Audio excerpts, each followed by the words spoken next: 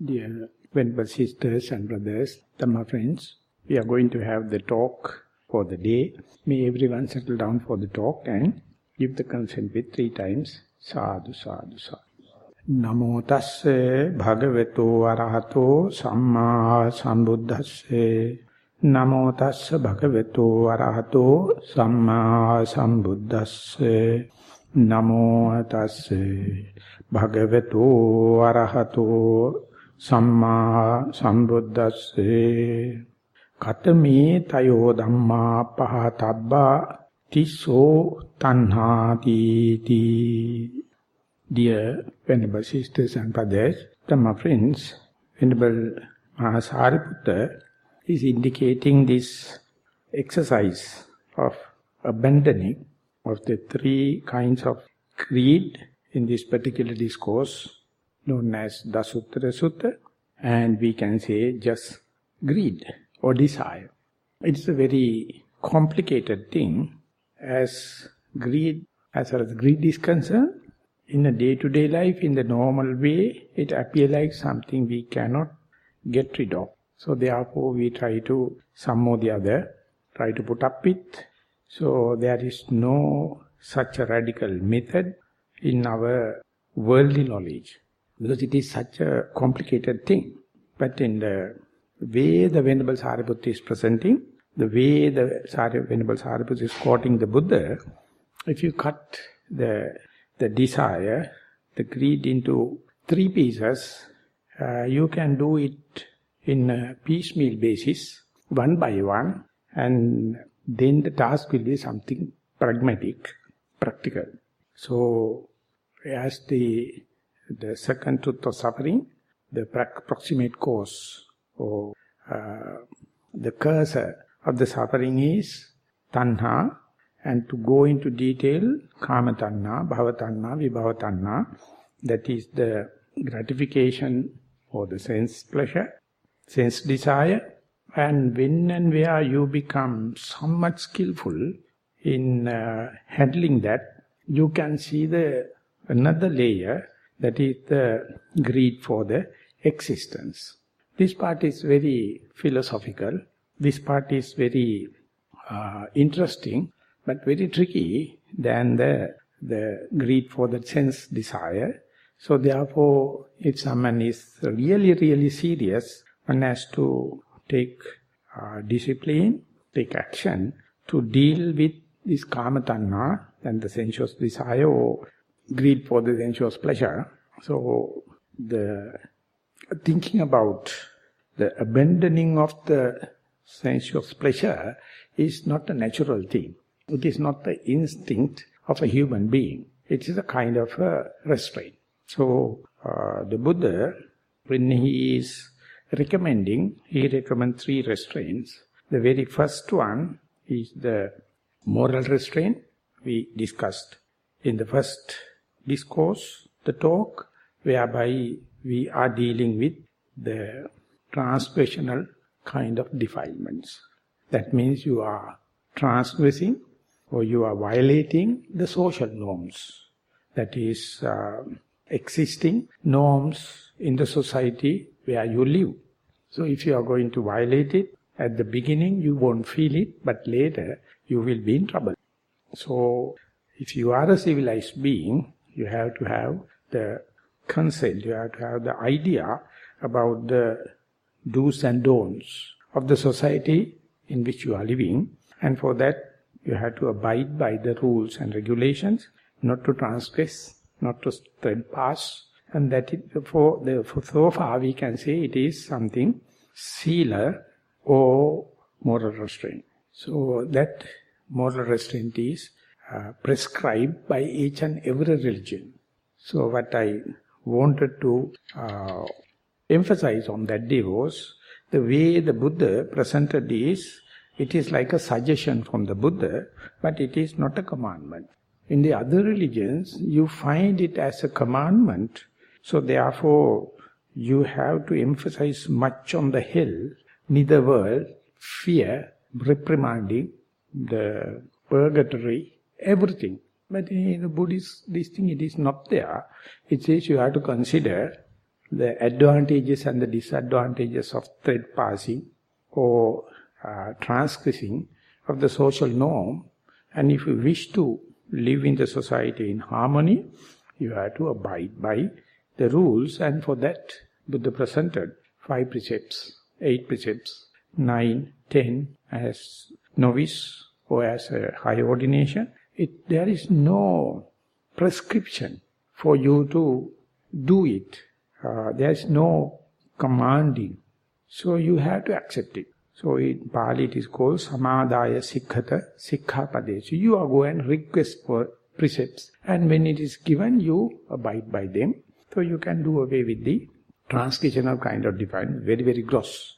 And then it comes the concentration restraint, whereby the Buddha start, you have to go to the forest or sit under a tree, or go to a place like this, which is free from the sense desire, and then you try to restrain your mind for the first time, because in the transgressional level, you do only the verbal and physical restraint, but in the concentration restraint, you try with the help of some disciplined verbal and physical activities to calm down the mind, in simple English, to put into one particular object and try to keep the mind in view with that particular object. So that part is not instinctual, it is not born with, it's always you have to listen to a spiritual teacher, and then you have to abide by it, and have to have completely different set of rules and regulations and strategies, ways and means, and number of ways available. Suppose that you manage to keep your stream of consciousness with one particular object. In walking, you may keep it with the left leg, touch of the left leg, touch of the right leg, touch of the left leg, right leg. Like the day you assume the momentum of the left, right, we call that is the continuation of the mindfulness. In sitting, you may see the touching points, just like soles. In walking, here you can see your buttocks and the legs touch. And you know now, I'm not walking, I'm sitting. Or you may feel the expansion and contraction of your body with respect to your clothings. Or you may feel inhalation and exhalation. When that happens, or whenever you are verifiably be with your primary object, that's a very clear sign you are free from sensuous desire. You are free from sensuous perception. So each and every thought moment is like a thunder, sending apart all the sensuous pleasure. So therefore that very thought moment, that very the bare attention, one moment of mindfulness is indication that you have the potential, you have the possibility, you have tried, and you are successful.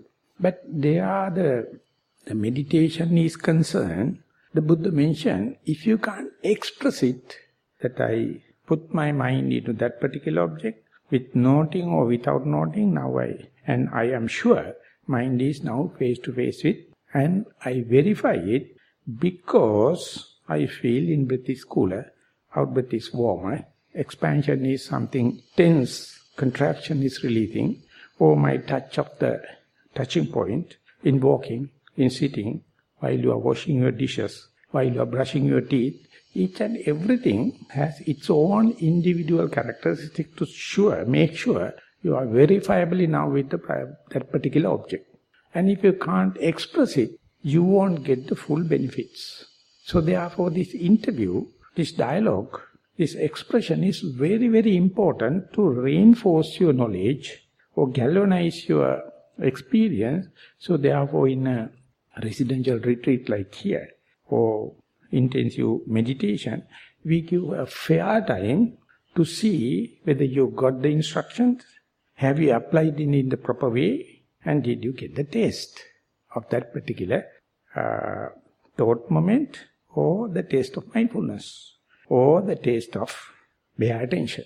So many in a retreat like this may be successful, but may not be communicating enough, may not be presenting it enough, so that the progress will be hampered, distracted. And that is, Pandita Sayadaw says, it is the utter, that is the weakness of the teacher. It is not the weakness of the particular yogi. Because this is not being taught in any class, any university, any academic place, to put the mind in and experience it and tell, but you do comes to know. All the knowledge is extrovert. And more you extrovert, you become less and less qualified to be introvert or to insight. So therefore the teachers, they are making aphorisms, they are making methodologies, they are making instructions. This is the instruction, this is what you should do, this is what you report. So for the first time, Pandita Sayadaw put these 3 lines. You must tell the object, you must tell the way you apply your mindfulness, and what did you comes to know.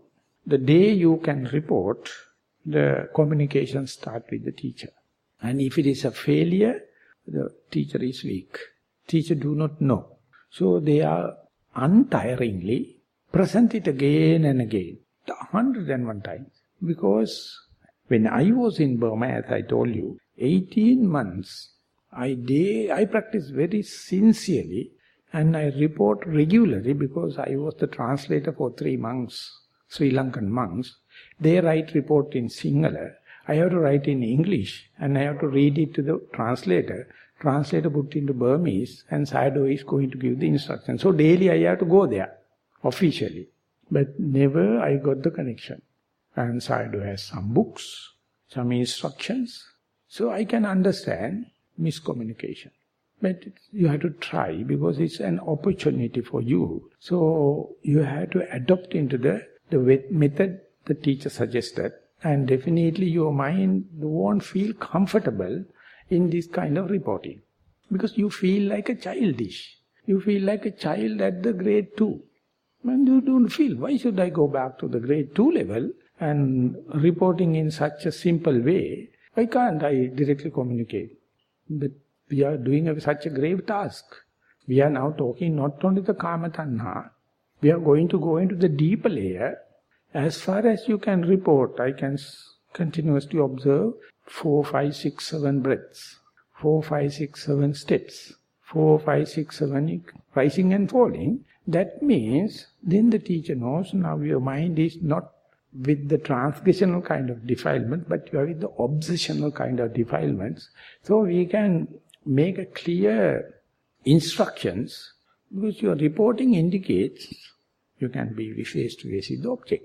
It's a miracle, because you are not born with it. It is something you have to teach, learn. And then you have to do something. It is not happened by an accident. When and where it happens, you must precisely have to report. And then teacher understand that particular person is no more with Kama Tanha, no more with the desire, sensuous desire. And now there is another set of armies of defilements yet to come. So teacher has to tell, teacher has to measure what kind of a particular defilements are going to happen. And therefore, your reporting must be very sincere. It must be very short to the point. It must be very humble and innocent. These are the qualities we have missed on the way. That's the way you have to go back to the grade 2 level and just report it. Whenever that happens, you, or as a meditator, you do not know. Whenever you kept the sensuous desire away, there's a huge turmoil coming out of the desire for existence. It is normally glossed over, camouflaged by the sensuous desire. So you have to be very strategic. You have to keep the sensuous desire temporarily out, just like a patient must be anesthetized before the operation. Otherwise, patient will be disturbed the operation. So you have to anesthetize it. So you have to get the consent of the patient. You have to tell. The anesthesia specialist is a first grade, second grade or third grade operation. He or she will give the injection so that the patient is not dead, but anesthetized. Then only the surgeon can cut off and remove the bad part. If the patient is going to say, no, I am not happy for anesthesia, then the doctor would say, sorry, unless otherwise he is a barefoot doctor, or unless otherwise you at the warfare. In the battlefield, of course, they are cutting without much of anesthesia. But in the normal etiquettes, you won't allow. Then the patient is presenting herself or himself, but completely anesthetized. The anesthesia doctor, specialist, always must be in the theatre. Then only doctor can go ahead. So you must indicate when and where you are to deal with bhavatanha, the craving for, desire for the existence. You have to keep the craving for the sensuous pleasure suppressed. Then the patient and the doctor, everyone knows patient is anesthetized, now you can operation happen. So when and where your mind is face to face with the primary object, it's a completely different story. In Chula Sunyata Sutta, Buddha put it in a dramatic way. He says when and where we are back at home, we are with sensuous pleasure. And we are promoting it. We are prescribing it for our children. We are sharing it with our parents. No much of a problem. As far as you are not with precepts. And the Buddha says, don't worry about that. But when and where you decided to get rid of it, the sensuous pleasure, it is called karma guna, it's a multivarious sense objects, eye, ear, nose, tongue and everything. Then temporarily or permanently you will go to a place where there is no sense gratification, no sensuous mortification, the stimulations. And whenever you go there, if you close your eyes and sit, you can see how much of thoughts, how much of pains, how much of distractions happen. All bunch of distractions are called sense perception. Whenever the sense pleasure completely direct, that's called vattu kama. Whenever you did your association of your visual objects, sounds, smells, taste, touch and everything we call kama vastu or luxuries, and they give vattu kama. You become possessed. You are a rich people. You are a rich man or woman, and you call these are my properties, and that is what I earn. Imagine you renounced. Whenever renounce, you are renouncing the vattu kama, but kilesa kama, your mind addiction is going with you.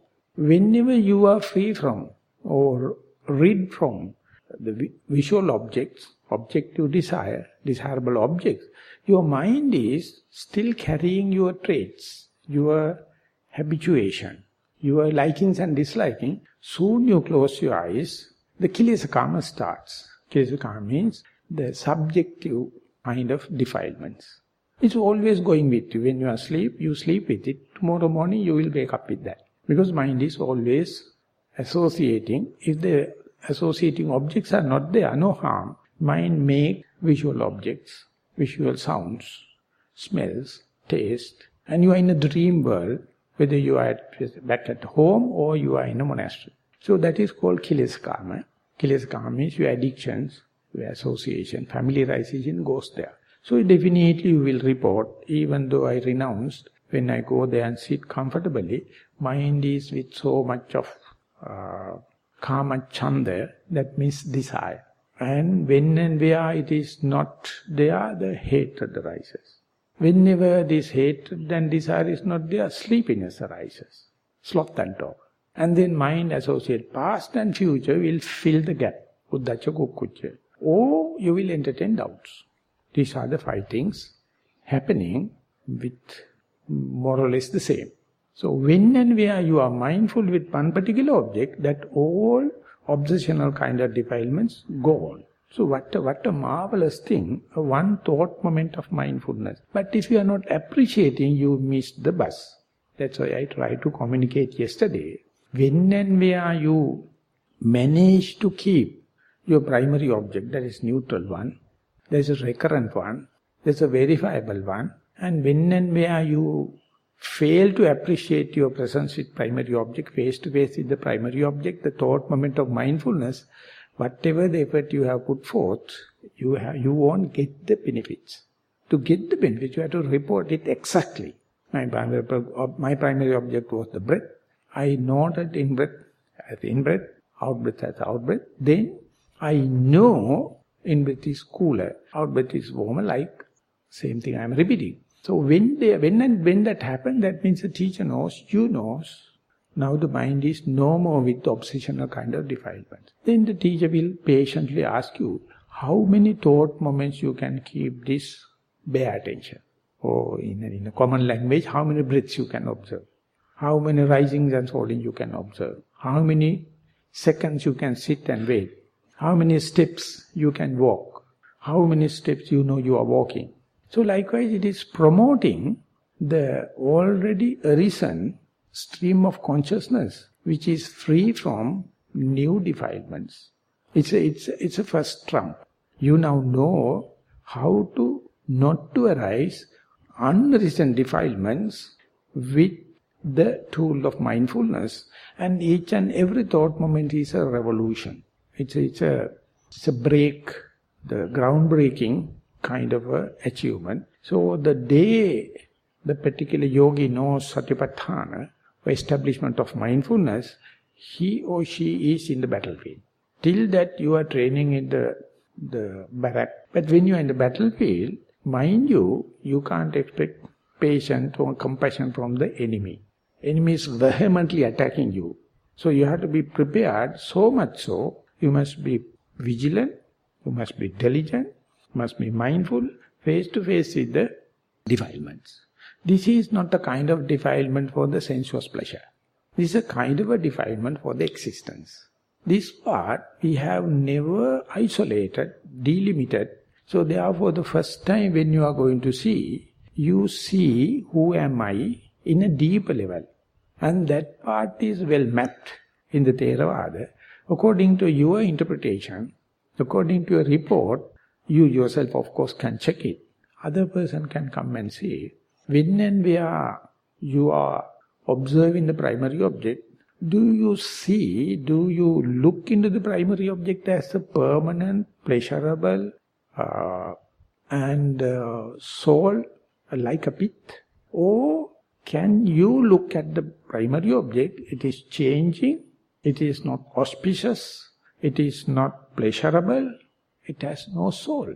So these two approaches, when you are reporting and when I am listening, very easily one can see. How do you report your primary object? You have kind of a desire for the primary object to make it permanent, make it auspicious, make it happy, make it like your soul. That is the desire for existence. Then the teacher has to tell, yes, this is a very good plaything to get rid of the sense pleasure and the sense perception, but just observe in a critical way. Can you see any changes in the mode, changes in the manner, changes in the shape in your primary object? Hardly you can look at it in that radical reflection. So therefore, again and again, you have to report about your encounter with the primary object. More you keep the primary object in view with, chronologically, what happened to the primary object. When it happens, it is not due to your effort, it is nature, it's changing. You get so much of allergic reactions. You get so much of vomitish feeling. Some people nihilistic feeling. Some people egoistic feeling. So it's a very interesting part, but very critical, very serious. So one has to understand when and where object is keeping in view with. As far as you do samatha bhavana, you take the object or the sign of the object as Nitya Sukha Subha Atma. It's a permanent, it's pleasurable, and it is my soul. Because in order to get rid of sense and the sensuous pleasure and the perception, this is the only solace I have. So you have a desire for the object or to the sign of the object. Once you develop that kind of a familiarity, if you have any kind of a insight bias trend, you will be suggested and you will be asked to see whenever you keep the object in view with, it's the same shape, Or the same manner, whenever the shape and the manner disappears, do you feel allergic? Do you feel lost? Do you feel vomitish, uncomfortability, irritation? So not only you have to keep the object in view, you have to see your emotional reaction. You have to see your attitudinal reaction, your hedonic reaction. Do you feel pleasure, pleased, or you feel uncomfortable? You feel get up and go like feeling. So this, when it happens, hardly you can report because you have your value judgment about your ego. If you are a kind of a person more egoistic, you will not report the changes of the object in the shape and the manner, because that is your soul becomes. That's only the navel point. So any changes is threatening you, like a earthquake. But if you are a kind of a person ready, and you can see, of course, that is the only thing help me to get rid of the pleasure, sense pleasure and the sense perception. By looking at it, some changes are there. That is why the Buddha, in Satipatthana Sutta, he says, you see this is in-breath, I know it is in-breath. This is out-breath, I know it is out-breath. And after a while he says, the in-breath at the beginning it was longer, now it becomes shorter. Not only the comparison between the in-breath and out-breath, now you are being asked to see the changes in the in-breath one after the other. For that you have to understand, you have to keep the object in view. Chronologically, you have to have the very critical outlook to see each and every changes in the in-breath and out-breath. If you are ignorant enough, if you are not well clear your idea with the interviews, you will look into keep the object permanent, pleasurable, self-assertion and egotistic life. Even if it is so quick changing. You see, in the Dalton, when he found the molecule, he told molecule is a fixed one. And then the next generation, oh, no, molecule is made out of atoms. Atom is the building block. When we were in the classroom, that was the age. And then atom broken. And then they found the nucleus and the electrons and protons and quarks and kind of thing. And when and where you cut into small pieces, they are very dynamic. Ultimately they told they are non-local. Ultimately they told there is no specific gravity. Ultimately they told there is no matter. They are just energy. And E is equal to mc square. Now where is the matter, where is the energy? You see, whenever something collapses into a matter, there's two characteristics. Specific gravity, the speed. Whenever it becomes energy, there is no locality. It is non-local and no speed. So now you see, nowadays, when we are going to the quantum physics, you have to specifically tell, only the energy quantums are there, but there is no matter. Same thing happens to your primary object. Ultimately, object is very gross at the beginning, and then the middle, it becomes subtle, ultimately disappears into energy. It happened 2600 years ago to the Buddha without any laboratory, without any Isaac Newton, without any Einstein. He reported much detail.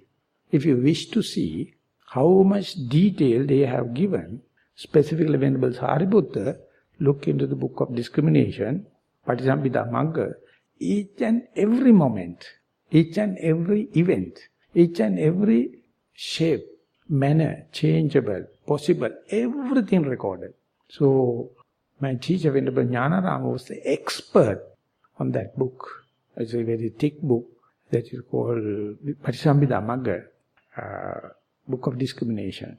And now, scientists has to come and look into that book in order to give the interpretation for their new discoveries. Because you can't explain energy through the principles of matter. You can't explain the matter from the principles of energy. So physics lost, gone. There's one book called Tao of Physics by Fridtjof Capra. He has proved it. After 20 years he says, please, if you have any objection, come and tell me. No one. That the Tao of Physics is lost. Because physics is look outside. But the Buddha, looking inside and see the particular object you have selected to get rid of this sense desire and the sense perception, look at it, how quickly the grossness becomes subtle and subtleness become ultimately go into the no matter. In-breath, out-breath, the first and foremost sign is your individual characteristics of the in-breath and out-breath merge each other. And there you lose your explanation. You lose your language. At the beginning, in-breath is cooler and out-breath is warmer, for example. But when they become subtle, the warmness, coolness merge each other. And there you can't note in-breath as in-breath and out-breath as out-breath because common characteristics become more prominent than individual characteristics. That is the point where you get nauseatic feeling. That's the point you get vomitish feeling. And if you are mentally not healthy enough, you get a crack. It is very, very simple to see. So not only mentally, you must be physically also fit. And even if you are physically and mentally fit, you have to look at it 1001 times to get the reinforcement, to get the galvanization effect. So you keep on doing. The first glance of this changing nature is called asevana pratyaya, just with the touch. And then you must have the brave nature, you must have the scientific nature to look at it again and again. That is called bhavana pratyaya. That is where the bhavana comes into being. That's a meditation. You let that happen again and again. You never believe it, you never reject it. So when it is happening, the particular pivotal point, the particular benchmark, particular reference point becomes something else. So it is unbecoming. Your reference point is disappearing. Earlier it was the goal. So in Buddhism, your goal is evolving. All the other endeavors, goal is fixed, you are reaching the goal. But here, when you go closer and closer, goal is evolving. Our mind can't make formulas. Our mind can't comprehend it because mind is such a rut. Everything can be comprehended under the notion of permanency, permanent notion. So how can a yogi's mind, starting from the permanent notion, to be ready for the impermanence? It's a reshuffling of your personality. It's a reshuffling of your likings and dislikings. It's a reshuffling of your habituation. It's a reshuffling of your tendencies, underlying tendencies, directed dispositions. Everything come into play now. So you have to understand, today I observe the breath, it becomes subtle and disappeared. And again the breath happens, again subtle and disappeared. Again happen like cycles and cycles and cycles. While it happens, theoretically, even though if I am explaining, sometimes the sensuous desire also can come and disturb you. Even though you have just kept the sensuous desire out, they can also come. So therefore you have to occasionally again note and get rid of the sensuous desire and deal with the desire for the existence. This you can put into the sociology. When that can happen, when this is happening, there may be some kind of a perverted chains of thinking, trains of thinking. There are 6 perversions recorded in the Theravada tradition. While you are meditating, you know breath happens and disappears. Again the breath happens and disappears. And while it is happening, there may be an idea can cross in your mind. What a good thing, can I share it with my mother? Can I pass a letter to my friend? This is a marvelous thing. And therefore, why not I share? So likewise, you feel compassion to the others so that you miss the bus. Your simplicity gone. Your straight direction to the face-to-face with the object gone. But your mind is full of awfully helping others. So the compassion can come. Paranuddayata padisamvita vitak. This is not a bad thing at the household life. But at this level, while the operation is happening, you must understand this is the way existence, egotistic existence happens by sharing it with. But it is a perversion. It is just to cut off your simplicity. It is just to get rid of your mindfulness. So therefore you must have the theory understanding. The helping others, paranuddayata patisamvita can come. You have to understand it's a kind of a perversion. Just come back to the primary object and see the changes in the primary object rather than thoughts about helping others. Or sometimes you may feel, so far my way of life was not good, my feeding habit is not good, I have not done enough yoga exercises, I have not done this and that, therefore today onward, I must have a reconsideration about my feeding habit and the day-to-day activity. So you get amaravitakka, that is not to get sick. So start thinking, all is wholesome food, vegetarianism, how to become a vegan. So very great ideas, but simply you miss the bus. Simply you miss the primary object. Simply you becoming a thinker, fabricator. But what you are thinking is good thing regarding the social point of view. But you are not at that level. You have to understand these are the tricky ways, are the perverted ways, beautiful ideas, not to fall into sick. And there may be some ideas not to get blames from others. Anamanyati parisanghitta vitakka. So far, I had disturbed by the meditators, so I must be very slow, I must be very silent, I must be very mindful, and so therefore next day, when I am eating, when I am bathing and everywhere, I must be not to get blames from the others, my behavior must be perfect. So you are dreaming now. You don't know. You have carried away from a line of thought, but the thought by content is a good thing. But now you are in such a balance. Can you understand it? This is a kind of a perversion. It's not done. And you may think about Janapada Vitakka. We are going to spend 10 days here. No television, no radio, no news. We don't know what is happening right around the world. Maybe some tornadoes are coming. Maybe the dollar price may be going up and down. We don't know whether petrol price going up or not. We don't know what is the price of a loaf of bread. So you feel like checking it with. While you are sitting, it is not a crime at home. But here, but to understand, if you wish to do away with this bhavatanha, this is the way tentacles are spreading. So when and where it is reaching unwantedly, if you have a feeler, it's none of my business. I came here, I am observing precepts. My mind is as much as possible. Habituation, by habitually it may go there, but don't worry about that and think that is none of my business. Labha satkara patisanghitta vitakka. So you feel like how to make commodity out of that and teach others and get the fame and gain and money. Which is such a great thing. Why not share with others and start a meditation center, International Vipassana Meditation Center. You are the chief and you can give the teaching and kind of thing. Of course you can tell very sharply. So you start kind of thing. So this is the way, it is appear like a very generous, spiritual, religious thing. But you fail to understand your simplicity of the mind, your bare attention goal. You are thinking about fame, gain and kind of thing.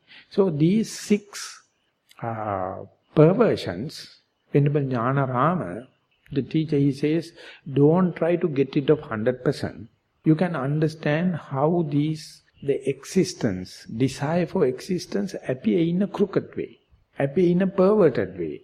And sometimes you can prescribe it to the others, but now you know it is just to complicate your meditation. So therefore, while you are at least in the retreat, many Sri Lankan traditional devotees coming to the faraway places, they think that at home I am daily do offering to the Buddha, but when I come here, I can't do Buddha puja. So you feel like inferior. You feel like, why not I can go to the Anuradhapura and do big puja, and I can feel it, but in the meditation sitting cross-legged and very boring, and you don't feel, you are not get motivated. Your mind is always going to the cheap kind of merit-making business. That is what we are people promoting in Buddhism. So we are the victims of that. If you wish to know the Buddha Dhamma, or the real teaching, you have to understand, always try to understand, now you are good, no problem. But the better is there.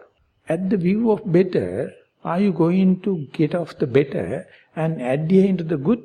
That is what you call our personality. That is our likings and dislikes. That's the way we reject the opportunity. We have to be opportunists. Whenever the opportunity happens, you have to understand, I am good, but I have a chance to go to better. Don't worry about the relatives. Don't worry about the fame and gain. Don't worry about the wholesome food and health. Don't worry about the news in the world. Don't worry about the inferior kind of merit-making business. Can I look into this changing of the object from known to unknown, from to the gross to the subtlety, from the explainable to unexplainable, from the boundary, from the me and not me to no boundary. So when it happens, if you can observe it and report it, easily one can say you have done 50% of your task. Even the desire, even the tanha is such a grave, complicated, intricate business. At that level, when and where you are face to face with the primary object, keep the view with the object and see different perversions are happening. Different opinions are happening. Different creativity happens. Different productivity happens. So each and everyone is attracted. You see the potential. You see the possibilities. But seeing all the potential and possibilities, just be. Just be. Very difficult. Very difficult because we have conditioned our mind throughout the aeons of time to go for sensuous pleasure. So here the sensuous pleasure appear like this egotistic desire, but they appear like a very good opinions, very good proposal, like a very good project. So when and where you are advancing, you become so creative, you can't believe. Forget about. Mind your own business. I used to say, be mindful and mind your own business. Appear like very selfish. So therefore, Theravadis ever criticize, telling it is very selfish.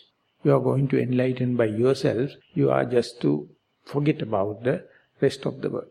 But the Buddha says, one day U Pandita Sayadaw, he used to say, he was waiting in the Bangkok airport, 6 hours in the transit, and there was another religious master. And he also came with the translators. I had also going with the translator. Ultimately 2 translators got together and ultimately 2 masters got together. And the other master used to say, I heard that you people are meditating to be enlightened in this very life, but I think it is very selfish. Why don't you think about other sentient beings?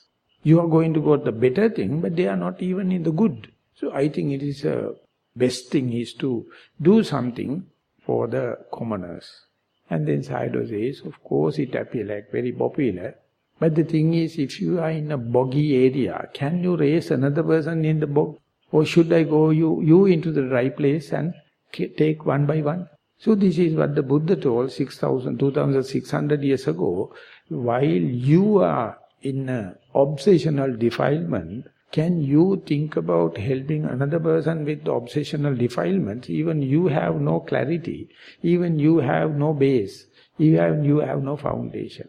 The epithet giver says you are in a muddy place, boggy place, and others also struggling, and you are going to raise other person. Appear like compassion, that is not the compassion Buddha is talking. It's a kind of a perversion. Vanchanika Dhamma. So, I find, for my personal experience, Venerable Jnanarama is so sharp. He spent here 25 years. He drew all the lines. Whenever you are advancing, so much of proposal can come. So much of creative ideas can happen. So much of opinions can come. Your simplicity will be disturbed. Your innocence will be disturbed. So therefore, please remember, while you are meditating, the constitutionally, in Nissarana it is, in this life itself. I have never seen any other Buddhist constitution, they are merit-making business. And this is in this life itself. So when Jnanarama passed away, I went to the library. Usually we are not promoting library, we are not asked to read books because it is messing you up. But when I go there, I found a book in this life itself. Sorry, in this very life. And I found that is something, it is something like Zen books. So when I go through, it is U Pandita Sayadaw and Joseph Goldstein writing a preface, he says due to the presence of Sayadaw, due to the visits of Sayadaw, not only the yogis, even the instructors in the Inside Meditation Society got such a leap. He's such a dynamic master. So I had my idea, can I go there and be under him? Because I am usually it's a arrogant person, full of pride. So I just wanted to be just another child. So when Venerable Guttasila was there, I told Bhante, Pandita Sayadaw happy to be something extraordinary. I wish to go there. He told, if you wish to cry, please go. He's such an adamant master. Then I told, that's the type I need. And immediately, it's a coincidence. When Jnananda came and all, I got the Agamaha Pandita degree, honorary one. I can take one monk as my assistant. Would you mind? I was only 3 Vasa and I'm a novice. I told, I can't go Bande, I have to live under the master. So, but anyway, I personally, I like to go there. And Venerable Arya Dhamma happily gave me a permission. Please go with him, he will take care. So when I go there, the way the Sayadaw is expressing, no any ceremonies. So always he is with yogis. Of course at that time a lot of building constructions. And I found such a master taking care about few amount of yogis from morning to evening. I felt so happy. Unlucky enough, the Nissarana asked me to come back immediately. So I got one year extension and that I was there for 3 years and 9 months. And then when I come back, I am appointed as the abbot here. It's a crucifixion. It's a crucifixion. It's a hell. So then I read the Constitution. Constitution says, in this life itself. There I found in this very life.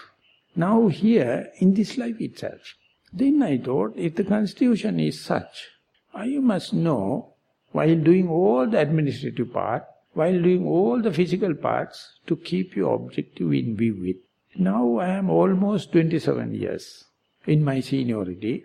Always I try to associate with the people, those who are not dealing with the object on the halfway, but always keep the attention for in this life itself. So any suggestion, any proposal, any opinion welcome, but only at the suggestion level. Don't second it. You must be very tricky for that. Then your object is always open. And you see, Venerable Jnanarama used to say, from your hut, your dwelling place, when you are going to the dining hall, if you determine to keep the pace with left, right, after few steps, you may see a bird. A new bird, only you find in the Nissarana, and then you start storytelling and going with the bird, and you don't know, you are still walking, still going to the dining hall. You start there. Halfway a bird happens, or any reptile can happen. They come and cross, and then you carry it away. And then you may meet someone coming, and then you start chatting. And each and every simple task get you away from the simple task of left leg, right leg, left leg, right leg.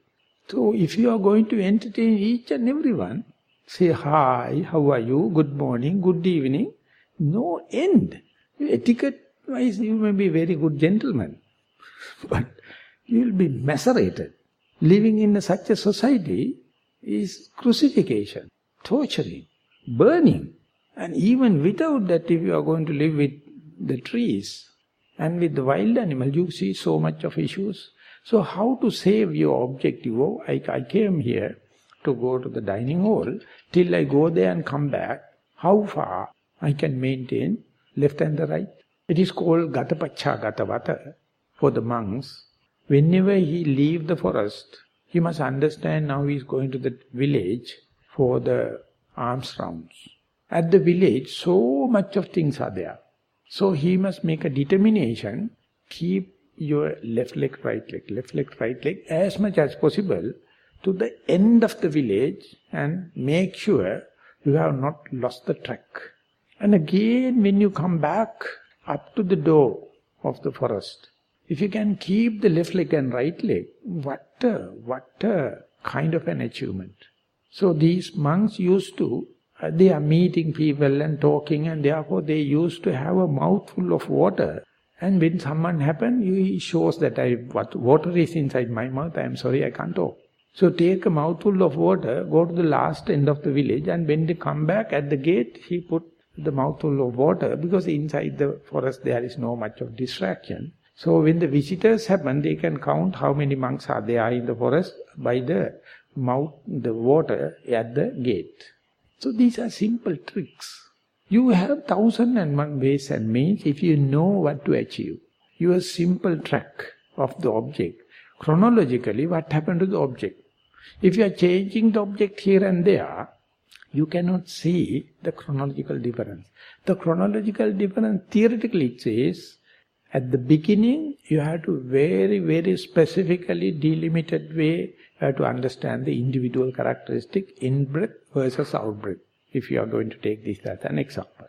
And while observing, you can see the characteristics are merging together, and discrimination is becoming very difficult, at least the noting itself has become difficult. At that time, leave the noting, just see your breathing. And then you can see, it's a cyclic process. And you can see the common characteristic of the in-breath and out-breath, that is the air element. Going out, coming in, just air. So there you know verily, even though you do not know in-breath, out-breath discrimination, you are with the breath. And that is now you know the common character of the breath. So likewise, this changing from the individual characteristics to the common character is the loss of your ego. You become no one. You become just a citizen John.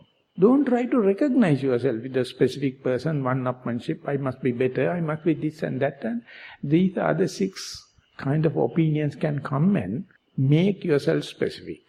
This is the business world. And to that world only we are giving our children. Imagine the innocence mind of the child. What happens when we are presented to such a competition? Where is their childhood? But we are making what a crime. There is no radical answer in the outside world. But when you are dealing with this ego trip, you have to understand it's a radical way. You are looking at the simple, boring, monotonous, disinterested object in order to get rid of multivarious, action-packed, colorful things. So naturally you feel sleepy. Naturally you feel lethargic. Naturally you feel monotonous. Naturally you feel irritated. This is a very clear sign you are advancing yogi. The sleepiness, boredom, monotony, fearfulness, no boundaries, mind is hazy. It's a very clear sign you are losing your identity. But many people go to psychiatrists. What happened to what they are doing? They re-establish your ego. Masters. And then you go play and come back. Definitely the psychiatrist knows you have to come back. Because in this world there's no ego, it's a hallucination. So again you go back, again you come back. But in the meditation also, in the meditation centers, exactly the same thing happens. The configuration of the ego, me and not me boundary disappears. The boundary between in-breath and out-breath disappears. Boundary between rising and falling disappears. Boundary between left leg and right leg disappears. We are still effortlessly walking, but you can't understand this is whether it's right leg or left leg. So, to convince the yogi to say the losing boundary is quite an advanced stage, can you still, with a regular, punctual way practice, to see it again and again. The day you see, immediately disappears, ego disappears and again appears. That is what happened in the quantum physics. In the field, the energy quantum disappears here, another quantum appears somewhere there. Because it has to maintain the balance, it's called field.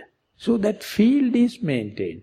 So when you're observing it, you can see occasionally very hard and fast ego happens. In another moment, it's completely disappeared.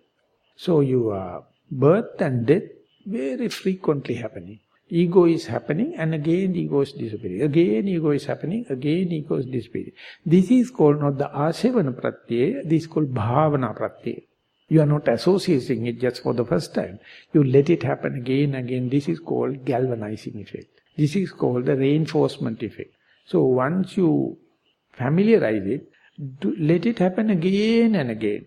While eating, while brushing your teeth, while having a bath, while sitting, while walking, everywhere, ego disappears and again happens. It says the energy, Schrödinger energy waves, collapse into matter whenever your consciousness interacts. If the consciousness is not there, it is just energy. When the consciousness interacted, it collapses into a matter. It may be visual, may be a sound, may be a smell, may be a taste, may be a tactile sensation. It, according to your desire, it is energy. Just energy, you call it as a light. The same energy, you call it as a sound. The same energy, you call it as a smell. You call it as a taste. You call it as a tactile sensation. And when that also boils down, you see just energy. They have no intrinsic original shape, unless otherwise your interaction, your consciousness interact. But if you are not a meditator, you see objects are there, consciousness is second. I look at already available object. But what happens is, you are the person creating the object according to your likings and disliking, then definitely you will reiterate it, try to confirm it, but sorry enough, it will become otherwise. Then you are frustrated. So this happens at the level when you are learning Bhavatanha, we try to somehow or the other configure the ego center. Once you configured, your prime task is to maintain it, to make it permanent, make it auspicious, make it pleasurable, and that is my ego. And each and every love to your children is nothing but your ego. Each and every love to your nation, your hobbies, your everything is nothing but the ego. The Buddha says, Uchchinda sineha mattano kumudang sardikanga panina. Santimaggameva bruiha nibbana sugatena desita. Just like going to a pond of lotus, drag off and throw away your desire, your attachment to your ego. Everything you do for the existence of your ego, but you interpret, no, I am worrying about my children, I am worrying about my parents, I am worrying about my religion, I am worrying about my nation. All are just fabrications. It is nothing but your egocentric idea. When someone is telling, you feel like irritated, you feel like criticized. So you will never look from that viewpoint unless otherwise you come to a certain familiarization, certain repetitive idea, and then you find what a joke is this. In a dream, you become the king. And you try to make the country prosperous, and you fight and war and love and everything, and all of a sudden you get awakened. Then what happened to your kingdom?